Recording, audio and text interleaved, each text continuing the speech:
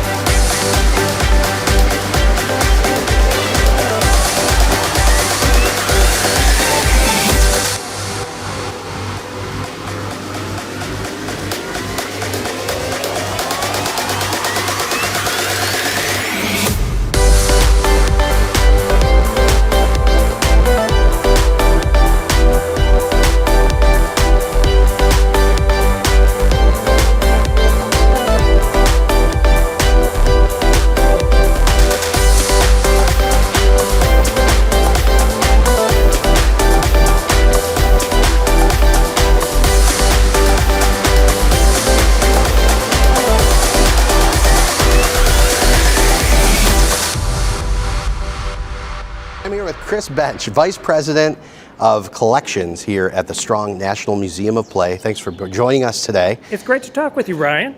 And tell me a little bit about the history of the National Toy Hall of Fame. Well, it was an idea that the Strong Museum always wished we had come up with, but a little museum in Salem, Oregon beat us to the punch. It's called A.C. Gilbert's Discovery Village, and if that name sounds vaguely familiar, maybe it's because you associate that with A.C. Gilbert chemistry sets or Erector sets. Okay. And they had the idea of having a Hall of Fame for toys. So back in 1998, they inducted 10 toys the first year, and they went forward with that. Meanwhile, we were wishing that we had beat them to the punch. And it was 4 years later that they got into trouble, and trouble had the name of Raggedy Ann. Now, Raggedy Ann was not a problem.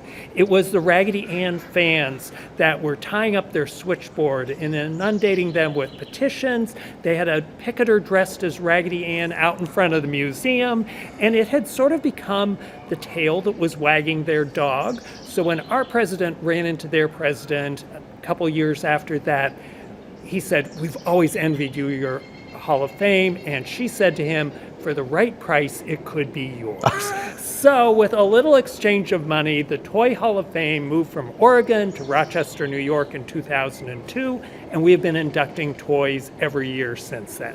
Now, I imagine in 2002, this was not here at that point. This was not. This space that we're standing in was part of our 2006 expansion. It was also recreated and enhanced in 2015 to be the Toy Hall of Fame Gallery as you see it today. And it was something that we did a little bit more on the fly. One of the initial things that we changed was the folks in Oregon inducted toys in April, and we thought that was really goofy. We decided to make it at the start of November, the lead into the holiday buying season for toys, and coincidentally, we decided that it would be the first Thursday in November, which falls 2 days after Election Day.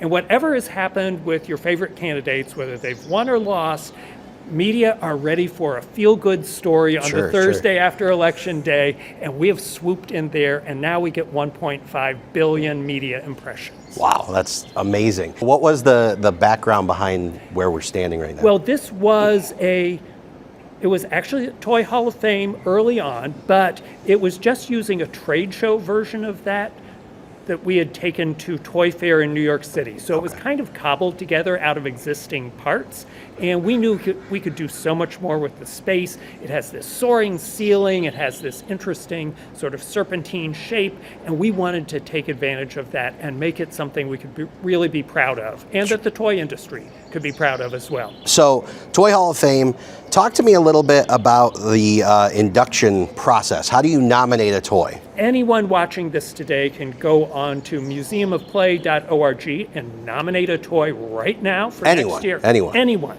Click on Collections, click on Toy Hall of Fame, and there's a nomination form. And every year we hear from thousands of people. Last year it was 311 different toys that people nominated. 311. So people sometimes say to me, are you going to run out of great toys to induct? And I have no fear that that will happen at all. Now, have you noticed with the nominations over the years, as different ages, do you get more for certain toys at different decades at times? And there are different fan bases that have emerged. There have also been sort of grassroots efforts by the folks who love Tudor electric football or Breyer horses, who have made a real concerted effort to get in there in quantity. And we love to hear from people in that way. Sure. And that gives us more evidence as to the popularity of these. Oh, yeah. toys. So you have the political environment that's booming at anyone, and then you have these people pushing for toys to get nominated in. Right. One of my favorites is a woman whose father had invented the Barrel of Monkeys toy. Yeah. And she nominated Barrel of Monkeys 600 times. She was one person, but boy, was she loyal to her dad's toy. And it didn't get in, sadly, but we gave her great credit as the best daughter ever. That's so cool. So what is the criteria to get into the Toy Hall of Fame? There are three big ways you get into the Hall of Fame. You need to have longevity. So in our definition, that's toys that have been around for at least 20 years continuously. We want kids and grown-ups to have both grown up playing with the same toy. Second, these are toys that everyone could recognize. Even if you didn't have a dollhouse or a hula hoop or a teddy bear, you would know, if you grew up in North America, exactly what that was. And third, these are toys that have great play value. They encourage learning, creativity, discovery, socialization. I think of them as the reverse of those toys that your grandparents gave you for your birthday, and you kind of rolled your eyes and said thank you and shoved it under the bed. So these are the ones that people return to over and over again, and when they have kids of their own, they say, oh, I had a radio flyer wagon or a Slinky, my kid should have one of those too. So there's been, some people that poke some fun at some of these inductees that you've had over the years. Talk to me a little bit about that. Well, the first year that we ran into that was in 2005, when we inducted the Cardboard Box into the Hall of Fame. And that year we went to Toy Fair with a small version of the Hall of Fame, and I thought, these are people who spend their lives and make their livelihoods making toys to sell. Sure. They are going to hate the Cardboard Box. But everyone came around to our booth at the trade show and said, oh, I remember when the neighbors got a double-wide refrigerator, and it was the best thing ever. It was our rocket ship. It was our little house on the prairie, any number of things. And they had the same kind of stories about creative play with cardboard boxes, which is why we had inducted it into the Hall of Fame. So 2 years later, we inducted the Stick into the National Toy Hall of Fame. And I took personal heat from Stephen Colbert on the Colbert Report. Yeah. And he said Mr. Bench had ruined the toy industry that holiday season because we had inducted the Stick, and grown-ups would go to the park or the backyard and pick up sticks for kids rather than spending good money on toys. What's wrong with that? Nothing's wrong with that. And on the principle that almost any publicity is good publicity, our PR people asked him if I could come on the show and challenge him to a stick duel. Now, you can see how intimidating I am, Ryan. Sure. Oh, yeah. He was not man enough to take me on. So I feel like I had a moral victory over Stephen Colbert. Yeah. Does that still stand? If he calls, I to this will day, be Stephen there. Colbert, look, Listen. the Late Show is coming to an end, coming up. You got time, and come, let's have a duel. Let's put that out there right now. Right. He could go out on top by having a duel with me. The Stick versus lightsaber. Right. Yeah, which was one of the nominees this year, right? That's right. And we'll get to that in just a little bit. But again, I just want to revisit that you at home have the power to nominate your toy. Tell the website one more time. museumofplay.org. And then just nominate. You can do that at home. You have the power and control. When we come back, we're going to talk about the inductees this year and show them off to you right after this.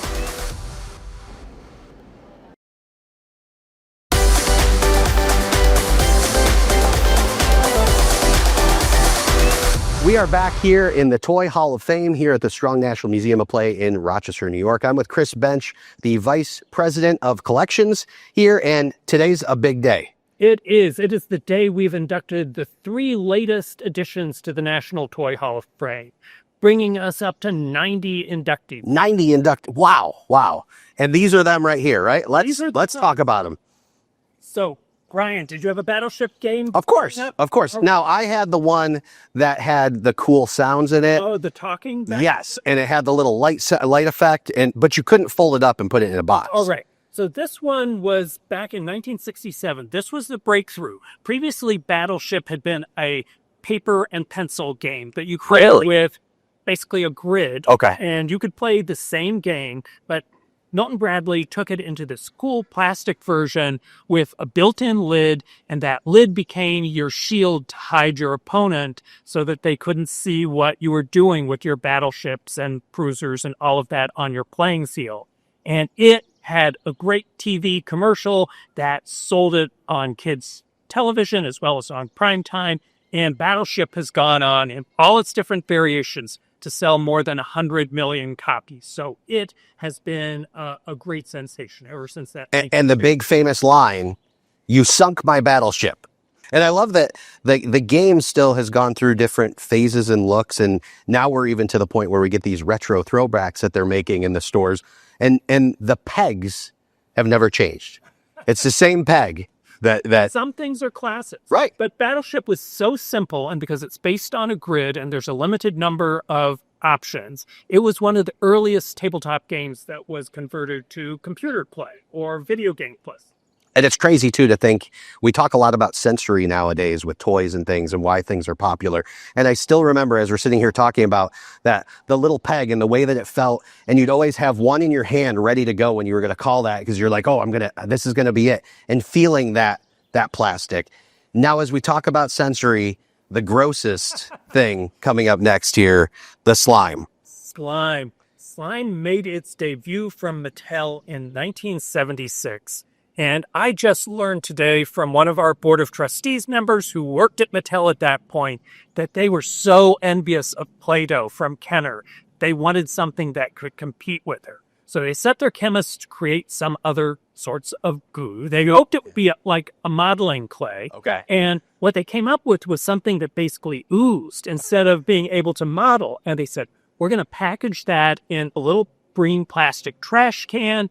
We're going to sell that. It became a novelty sensation, sold hundreds of thousands of copies, and now there are all sorts of slime variations out there. Slime with glitter, slime with toys built in, slime with different kinds of viscosity that it can do all sorts of things. And of course, many people of a certain generation remember Double Dare. Oh, yeah. And the slime games that they would play. Sure. And I have met the host, Mark Summers, who has various sorts of OCD and hated getting dirty. And his job was to get slimed all the time. He triumphed over his disability. Well, I'm right there with him. I do not like slime, but growing up in the 80s and 90s, I mean, you have right here Nickelodeon slime.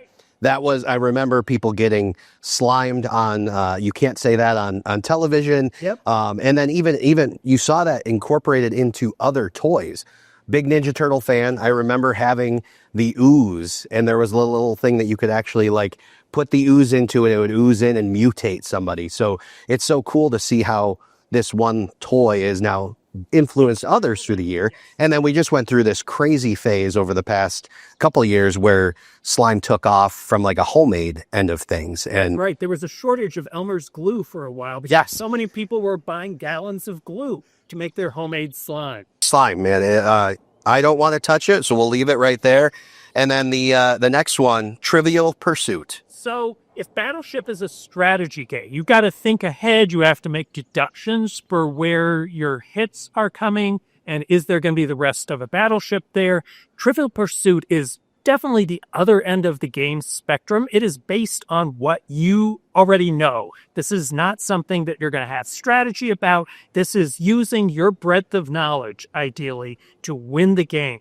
It revolutionized the world of tabletop games in the early 1980s. They'd been for kids. This was a game that was targeted at grown-ups, and grown-ups glommed onto it in a big way. It became the centerpiece of parties and events. I know I was at parties in that era, and I didn't know whether to be hurt or flattered that people said it's everybody against Chris, because I had the kind of scattered knowledge that I could So you knew all the categories across. categories. I knew a little bit about lots of categories. So I was an ace at Trivial Pursuit. And like Battleship, that went on to sell more than 100 million copies. We got variations for silver screen or for sports or for kids.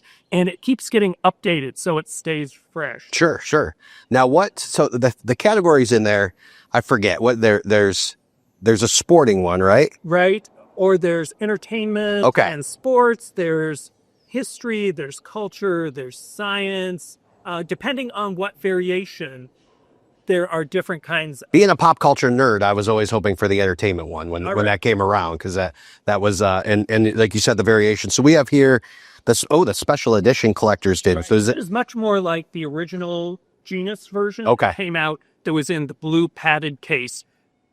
Trivial Pursuit was such a challenge to market originally because it was more expensive than any other game on the market. In fact, they took a loss initially. They were selling it for $29.95, which was a lot of money in the early 1980s, but it cost them about $75 to make each one. So they were hoping that it would get momentum and that they would be able to have mass scale and make their profit back. They eventually did, but it was touch and go for a while there for the creators in the early 80s. interesting? And again, tying back into what we were just talking about earlier, cardboard box, cardboard box, cardboard box, cardboard packaging.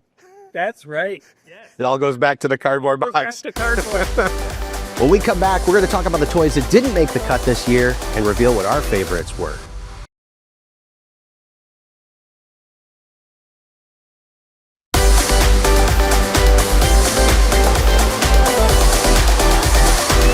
Welcome back, and I'm using my cheat sheet right now because there's 12 toys that were nominated this year.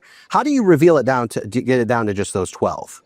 We look at what has been nominated by the public, and we want the toys that really have a good mix. We wouldn't want to have all board games or all dolls or all toddler toys or all grown-up things. So we want a mix in those 12s. We always want some carryovers from the previous year. Okay, So okay. that's part of it, but we don't want it to be all retreads that people yawn that this is boring. So it's picking a mix that represents the breadth of toys. And I think this year's finalists really had that in their scope. Yeah, well, it's exciting because it adds to the excitement. It's like you guys reveal that in September, right. the 12, and then right. only 3 of those 12 are going to make it in. So let's talk about those. I know there's a lot, so we're going to use a cell phone here and cheat. Let's talk about Catan. So this is not the first time Catan has been a finalist.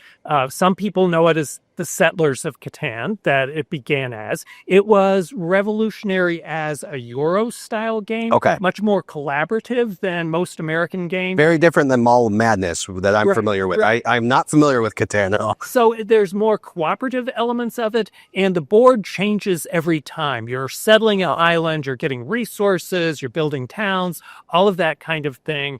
It's more complicated than, say, Connect 4, another one of the finalists. Yes, yes. But it has great playability, and people return to it over and over again. And there are expansion packs and versions I've seen. that take Okay. you in different directions. So the adventure's always changing. That's right. Now you hit on Connect 4. That was another one that was nominated. Connect 4. Talk a little bit about that. You know, it was revolutionary in that it was vertical rather than horizontal. Okay.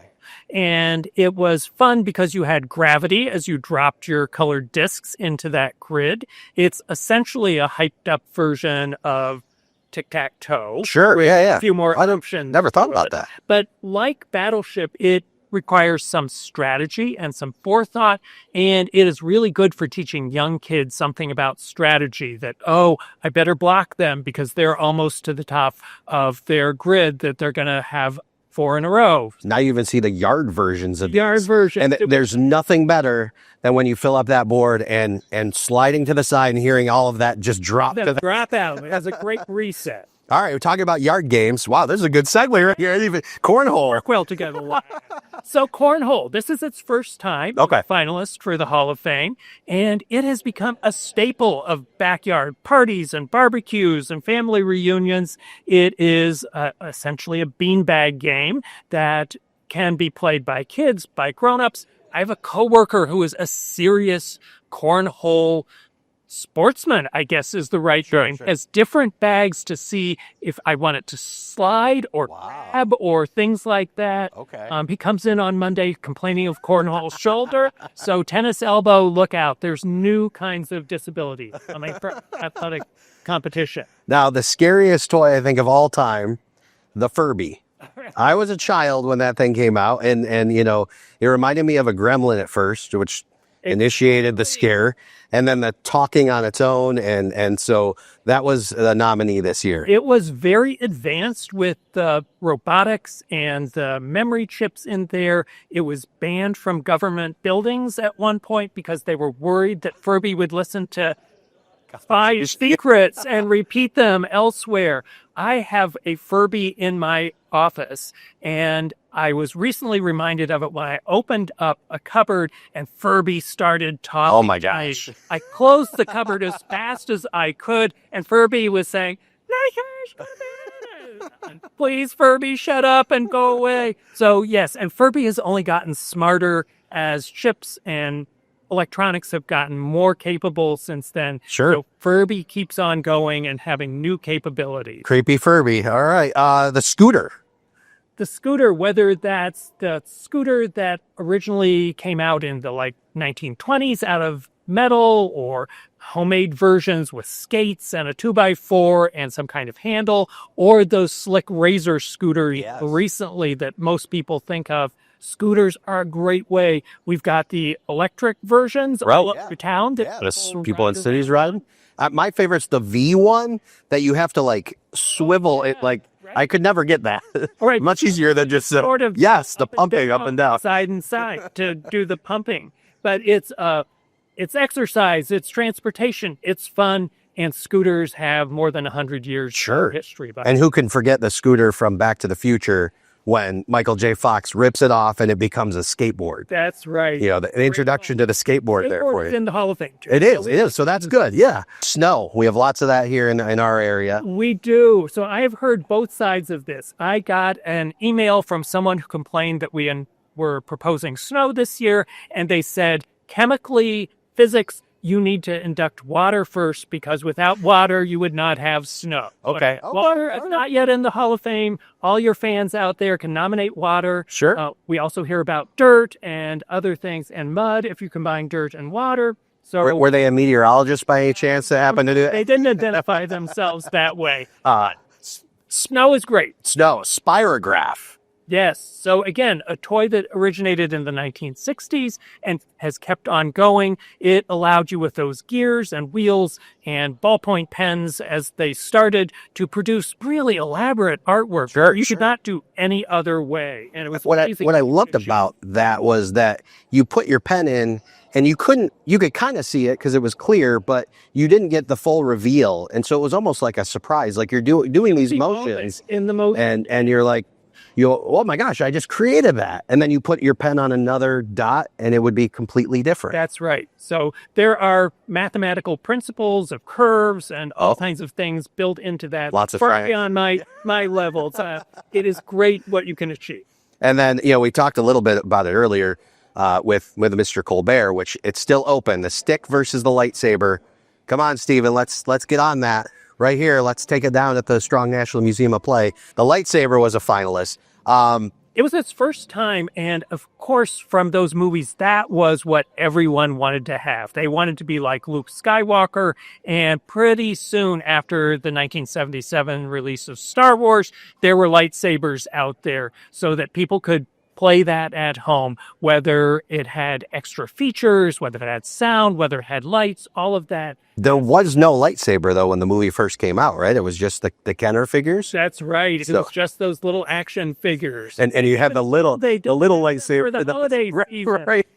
We could go on and on about that. We days. And then I guess my favorite and how I learned to do the impression of Elmo, Tickle Me Elmo. Yes. Tickle Me Elmo, one of those viral toys before that was a thing, but everybody wanted Tickle Me Elmo the year he came out. Oh, that was a Christmas to remember. There was Chaos. brawls in parking lots in front of stores. There were fights. There was someone who did a prank and said that Tickle Me Elmos were going to be dropped out of an airplane and to get out there for your Tickle Me Elmo. And no such thing happened, but people were out there waiting for Tickle Me Elmo. So lots of different nominees. And guess what? Remember, you have the power to control the nominees. So you can nominate them again for next year and they might make it in. Now, between us, what were you hoping for this year?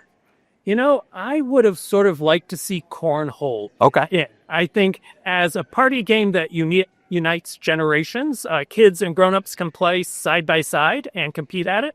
I think that's got what it takes to get into the Hall of Fame eventually. We'll have to see next year. For me, I was kind of hoping on the Tickle Me Elmo. Oh, okay. It's as weird as it is, I didn't grow up with Elmo in my Sesame Street generation. It was more Grover for me, but he impacted a lot in my childhood with my siblings.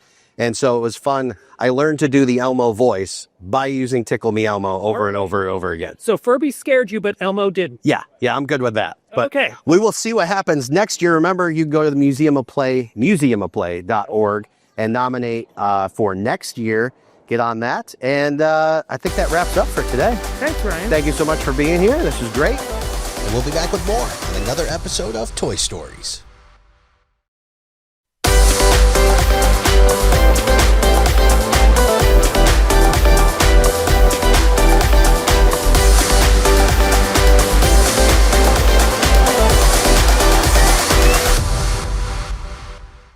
Get the Rochester First streaming app today for everything you love from News 8 On Demand, plus exclusive shows you won't see anywhere else. Search ROC and download for free on Roku, Amazon Fire, and Apple TV.